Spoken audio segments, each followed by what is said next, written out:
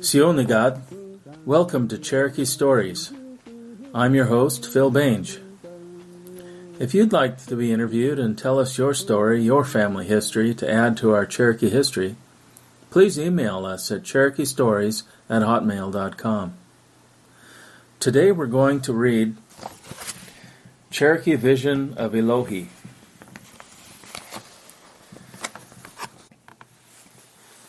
The Elohi. When we lived beyond the great waters, there were 12 clans belonging to the Cherokee tribe. Back in the old country in which we lived, the country was subject to great floods. So in the course of time, we held a council and decided to build a store reaching to heaven. The Cherokees said that when the house was built and the floods came, the tribe would just leave the earth and go to heaven. Say again. The Cherokee said that when the house was built and the floods came, the tribe would just leave the earth and go to heaven. We commenced to build the great structure, and when it was towering into one of the highest heavens, the great powers destroyed the apex, cutting it down to about half of its height.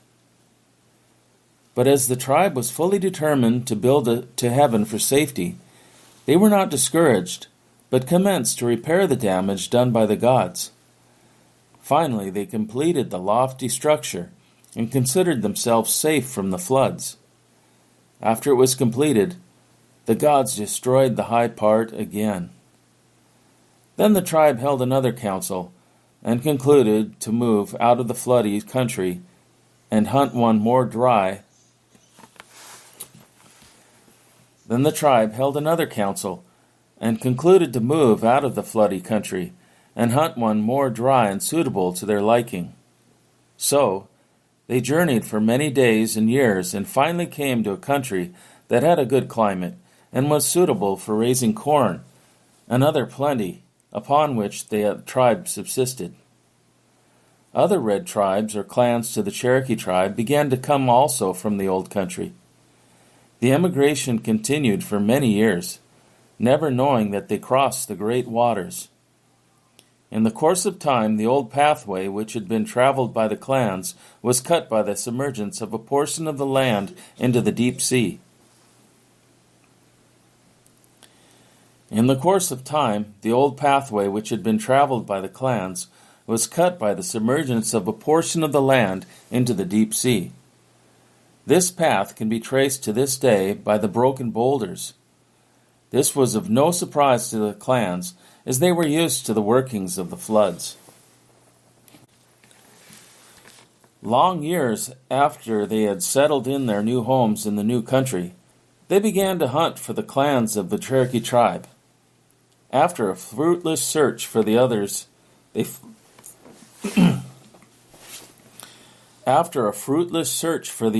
finally gave it up and established a new system of 7 sacred clans to the tribe. From that day to this, they have been searching for the 5 lost clans of the Cherokee. After this, the Cherokee settled down and organized a government and a religious system of worship. This worship consisted principally of a certain rites.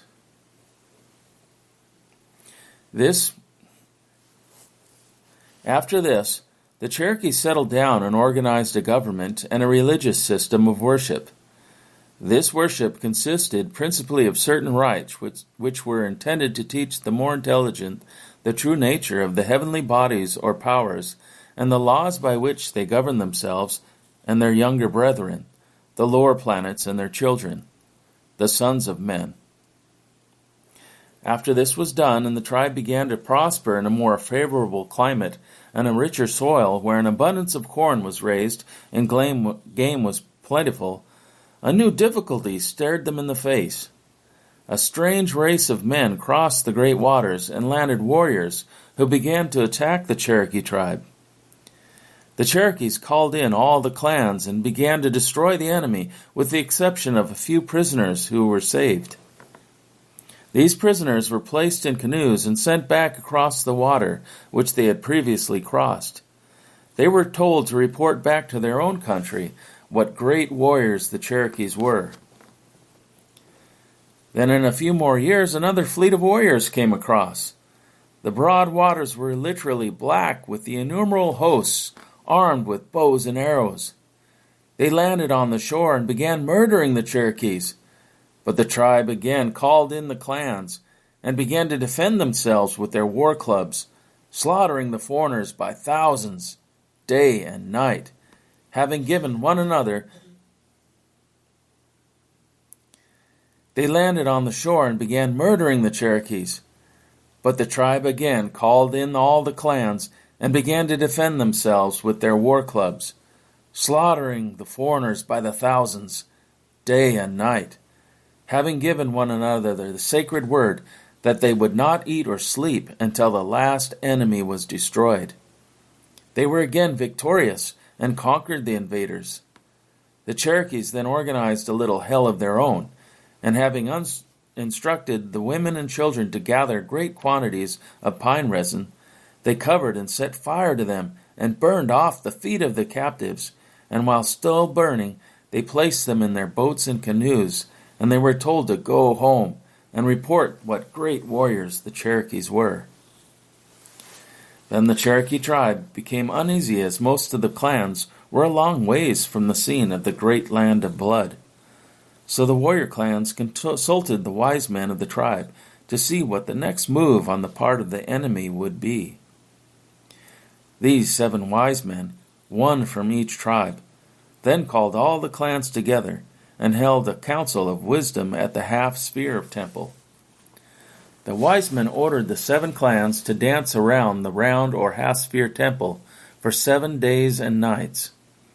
When the 7 days' dance commenced, the wise men entered the door of the temple, in which there was no light, as the light radiated from the wise men was. When the 7 days' dance commenced, the wise men entered the door of the temple, in which there was no light, as the light radiated from the wise men was sufficient. When the 7 days' dance commenced, the wise men entered the door of the temple, in which there was no light, as the light radiated from the wise men was sufficient to illuminate the interior of the temple. When the 7 days' dance commenced, the wise men entered the door of the temple, in which there was no light, as the light radiated from the wise men was sufficient to illuminate the interior of the temple.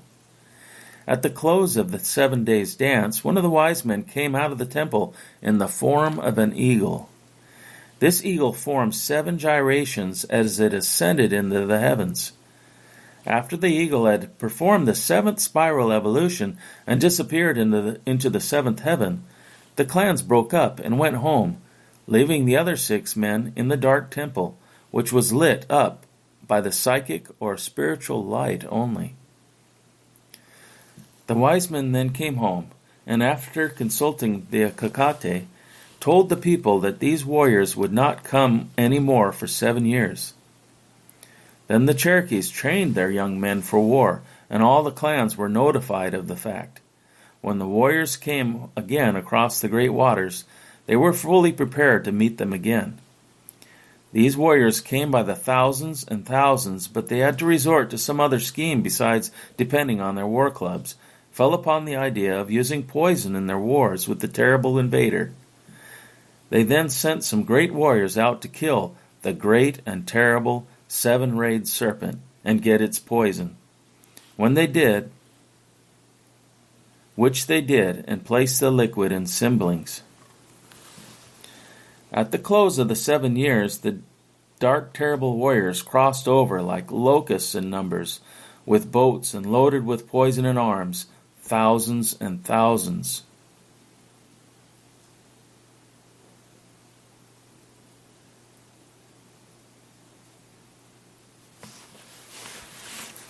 When the enemy arrived, the Cherokees and all their clans came in with their war clubs and cymbalings filled with oocotine poison.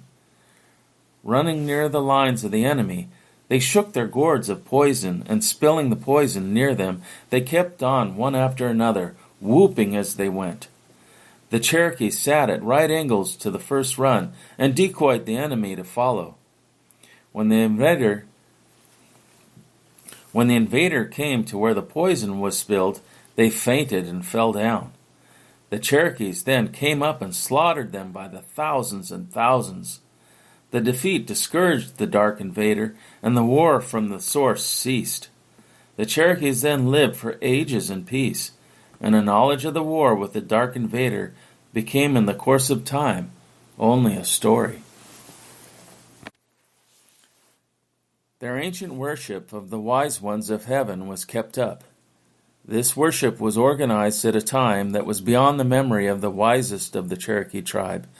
It was only reorganized in the new country as the ancient religion. The people lived for ages in peace and happiness. Their ancient worship of the wise ones of heaven was kept up.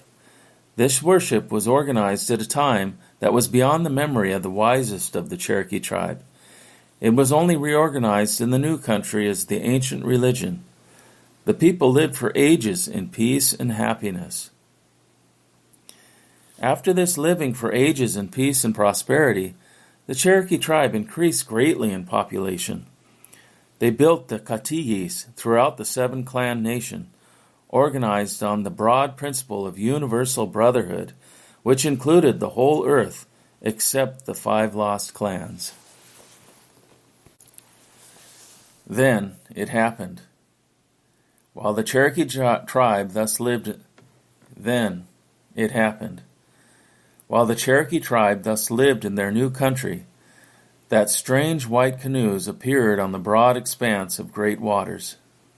The clans gathered on the shore in wonder and astonishment at the arrival in their waters of these strange vessels. These white canoes hovered in the sight for several days, as though not confident that they would be received with welcome by the tribe. The clans, thinking they were beings from heaven, began to beckon to them to come to the shore. The clans also prepared corn in which was cooked sweet nuts, venison, and other prepared food to be presented to these white beings in their canoes. White being an emblem of purity with the Cherokees, they looked upon these white beings as a pure race from the upper world. The white beings of the white canoes were soon convinced